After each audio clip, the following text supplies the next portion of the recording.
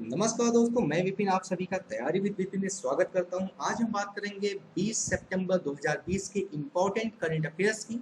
इसके पहले मैं आज के सेशन को शुरू करूं, अगर आप में से किसी ने अभी तक मेरे चैनल को सब्सक्राइब नहीं किया है तो प्लीज़ चैनल को सब्सक्राइब करिए और सब्सक्राइब करने के साथ साथ जो बेल आइकन है उसको भी जरूर प्रेस कर लीजिए, जिससे कि मेरे रेगुलर वीडियो के नोटिफिकेशन आपके पास तक प्रॉपर पहुंचते रहें, मेरी हर एक बात आपके पास तक प्रॉपर पहुंचती रहे। इसके अलावा आप सभी को पता है कि मैं क्वांट्स फैकल्टी हूँ, मैं मैथ पढ़ाता हूँ। कहाँ पे? अनअकैडमी। तो अगर अभी तक आप में से किसी ने अनअकैडमी का लर्निंग ऐप डाउनलोड नहीं किया है तो अपने प्ले स्टोर से अनअकैडमी का लर्निंग ऐप डाउनलोड करिए, लॉग इन करिए, गोल अपना एसएससी सिलेक्ट करिए, मुझे सर्च करिए विपिन शुक्ला, मेरी प्रोफाइल को फॉलो करिए और रेगुलर मेरी क्लास दोस्त होती है शाम को 4 बजे। मेरी रेगुलर क्लास को आप क्या करिए, अटेंड करिए। तो चलिए फिर शुरू करते हैं। आज के इंपॉर्टेंट पॉइंट्स को हम लोग डिस्कस करेंगे। क्या है 20 तारीख की करंट अफेयर्स के मेन पॉइंट, आइए देखते हैं। तो सबसे पहला पॉइंट दोस्तों जो है वो है आपका टाइटन घड़ी कंपनी। आप सबने टाइटन कंपनी के बारे में सुना होगा, टाइटन की घड़ी आती है, आप सबको ये अच्छे से पता होगा। तो टाइटन कंपनी ने भारत की पहली संपर्क रहित पेमेंट घड़ी टाइटन पे लॉन्च करने के लिए किस बैंक के साथ साझेदारी की है? यहाँ से कई सारे इंपॉर्टेंट क्वेश्चन निकलते हैं। सबसे पहला क्वेश्चन तो यही बनेगा कि टाइटन कंपनी ने सबसे पहली संपर्क रहित पेमेंट घड़ी कौन सी लॉन्च की? तो आपको नाम बताना होगा टाइटन पे।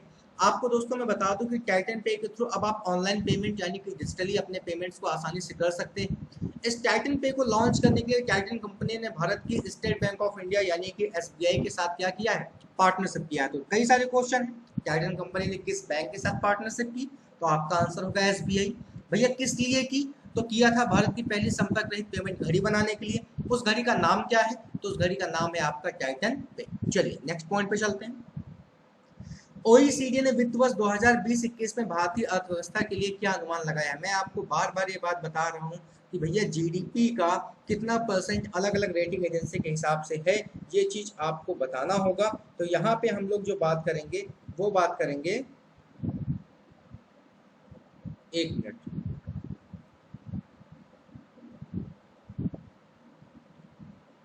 एक मिनट समय दीजिएगा। हाँ, तो यहाँ पे जो हम लोग बात करेंगे वो हम लोग करेंगे ओईसीडी की। सबसे पहले तो दोस्त आप ये समझो कि ओईसीडी है क्या।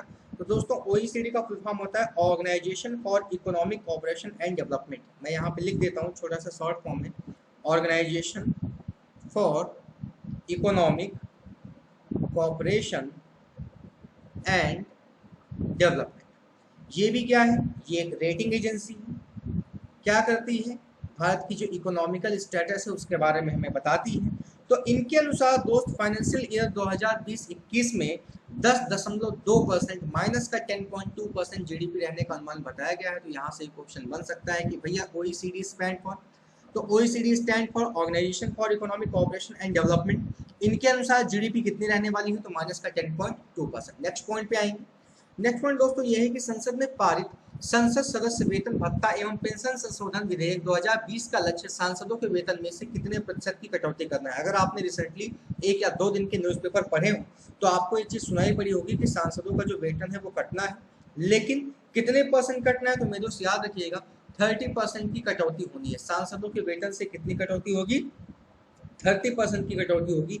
ये बिल आपका कब पास हुआ था? तो ये आपका 15 सितंबर 2020, ये विधेयक आपका 15 सितंबर 2020 को पास हुआ है, जिसमें 1 अप्रैल 2020 के बाद कोविड-19 की वजह से सांसदों के वेतन में 30% की कटौती होगी, जो देश के कल्याण में क्या लगाई जाएगी। आगे चलें।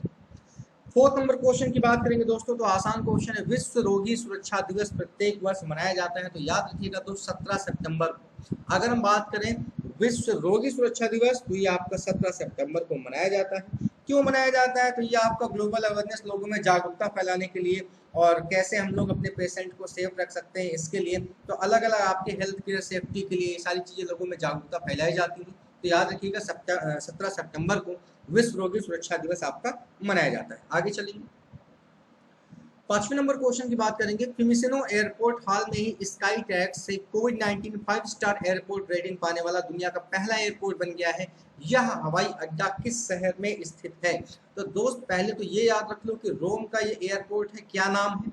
फिमिसिनो एयरपोर्ट। नाम क्या है? स्काई ट्रैक्स से, स्काई ट्रैक्स एक कंपनी है जो एयरपोर्ट को रेटिंग देती है। कोविड-19 5 स्टार एयरपोर्ट रेटिंग इसको मिला है, दुनिया का पहला एयरपोर्ट ये बना है। तो देखो कितने सारे क्वेश्चन बनेंगे। दुनिया का कोई पहला एयरपोर्ट बताओ जो 5 स्टार एयरपोर्ट रेटिंग पाया, तो आपको बताना होगा फिमिसनो एयरपोर्ट। दूसरा क्वेश्चन कहाँ पे है, तो आपको आंसर देना होगा रोम में है।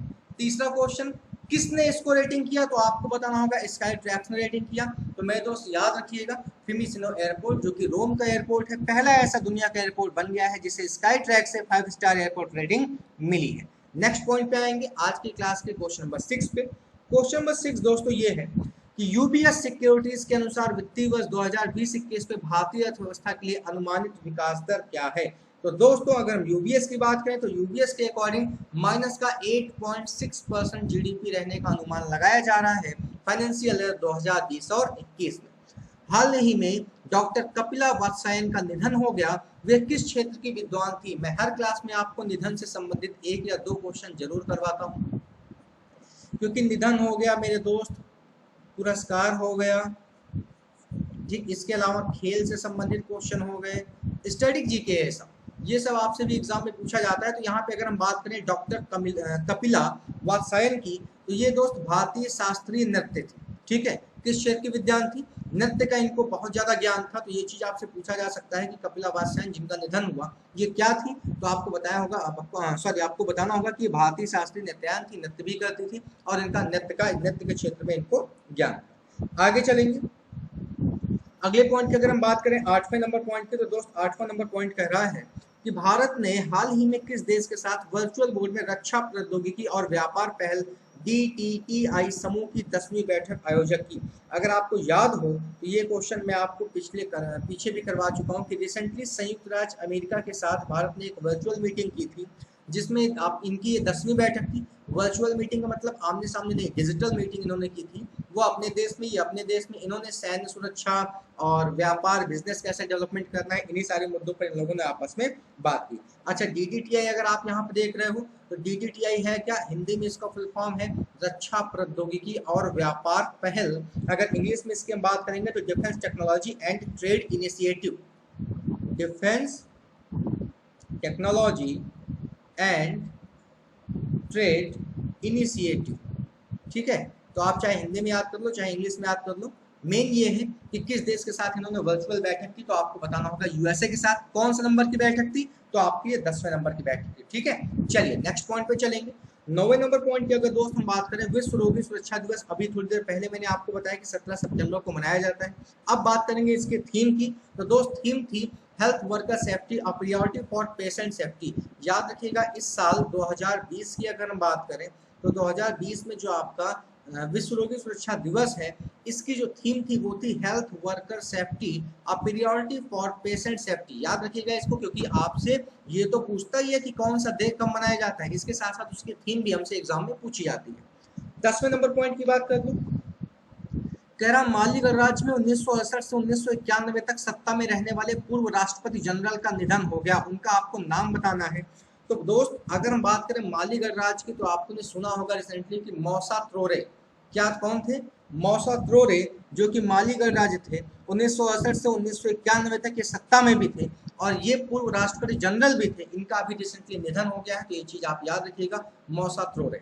आगे चलेंगे 11 नंबर पॉइंट की अगर हम बात करें दोस्तों, कह रहा निम्नलिखित में से किसने वैश्विक आयुर्वेद शिखर सम्मेलन के 4वें संस्करण का उद्घाटन किया है। तो वैश्विक आयुर्वेद शिखर सम्मेलन का जो 4वां संस्करण हुआ है, इसका उद्घाटन किया है एम वेंकैया नायडू ने। किसने किया है, एम वेंकैया नायडू ने किया है, इस बात को भी याद रखिएगा। आगे चलेंगे और ये सारी चीजें वर्चुअली की गई हैं। ठीक है, वर्चुअली का मतलब कि कहीं कोई भीड़ इकट्ठा नहीं हुई है, सबने अपने अपने घरों पे बैठ के आराम से वर्चुअल हर एक काम किया। 12 नंबर पॉइंट की बात करें दोस्तों, तो ऑनलाइन पोकर प्लेटफॉर्म नाइनस्टैक्स को अपने ब्रांड एम्बेसडर के रूप में किसने साइन किया है। तो आपको पोकर प्लेटफॉर्म के बारे में आपने सुना होगा, पोकर ने दोस्त किसको, सुरेश रैना को अपना ब्रांड एम्बेसडर बनाया है। तो अगर रिसेंटली कोई भी सेलिब्रिटी कहीं का ब्रांड एम्बेसडर बना है तो ये भी आपको ध्यान में रखना होगा, सुरेश रैना जो है वो पोकर प्लेटफॉर्म के नए ब्रांड एम्बेसडर है। चलिए 13 नंबर की बात कर लेंगे, कह रहा वैश्विक आयुर्वेद शिखर सम्मेलन के 4थे संस्करण का विषय क्या था। देखो पिछला जो क्वेश्चन था यहाँ पे आपसे ये पूछा है कि भैया 4वां शिखर सम्मेलन का उद्घाटन कौन किया, तो आपने बताया वेंकैया नायडू। लेकिन अगर आपसे ये पूछ लेगा कि चौथे शिखर सम्मेलन का थीम क्या थी, विषय क्या था, तो आपका जवाब होगा emerging opportunities for Ayurveda during pandemic. यानी कि आप जानते हो कि कोविड-19 महामारी चल रही है। इस महामारी में इस चौथे संस्करण का जो विषय रखा गया है वो रखा गया है emerging opportunities for Ayurveda during महामारी को, सॉरी पैंडेमिक को ही हिंदी में महामारी कहा जाता है। तो ये आपकी थीम थी, ये इंपॉर्टेंट है, याद रखिएगा। नेक्स्ट पॉइंट पे चलेंगे। नेक्स्ट पॉइंट की दोस्त अगर बात करें तो कह रहा के सुल्तान की अध्यक्षता में वीडियो कॉन्फ्रेंसिंग के माध्यम से G20 देशों के पर्यावरण मंत्री स्तरीय बैठक कहाँ आयोजित की गई, तो दोस्त याद रखिएगा आप G20 इस बार इसका अध्यक्षता कौन कर रहा है, सऊदी अरब कर रहा है। तो अगर सऊदी अरब इसकी अध्यक्षता कर रहा है तो यानी कि इसका जो मीटिंग होगी वो भी कौन करेगा, सऊदी अरब में ही होगी। तो सऊदी अरब के सुल्तान की अध्यक्षता में वीडियो कॉन्फ्रेंसिंग, यहाँ पे आपका आंसर क्या हो जाएगा, सऊदी अरब। सऊदी अरब के सुल्तान की अध्यक्षता में वीडियो कॉन्फ्रेंसिंग के माध्यम से G20 देशों के पर्यावरण मंत्री स्तरीय बैठक आयोजित की गई। तो ये थे आज की क्लास के कुछ इंपॉर्टेंट पॉइंट्स। अगर आप में से कोई अनअकैडमी प्लस ज्वाइन करना चाहता है, अनअकैडमी प्लस पे अपने तैयारियों को एक प्रॉपर वे में शुरू करना चाहता है, तो you can join with us on Unacademy plus. And if you want any discount in the sense if you want 10% discount, then you can use my referral code. Capital letter में आपको विपिन18 का यूज करना है। There are many benefits of Unacademy plus, कुछ आपके सामने है, आप देख सकते हो। अगर आप कोई भी कोर्स परचेज करना चाहते हो और 10% का डिस्काउंट अवेल करना चाहते हो, then you can use my referral code. तो thanks for watching, thanks for watching, stay safe, stay home. फिर मुलाकात होगी आपसे अगले सेशन में। अगर किसी ने अभी तक मेरे इस चैनल को सब्सक्राइब नहीं किया है तो सब्सक्राइब करिए, बेल आइकन प्रेस करिए। Thank you so much.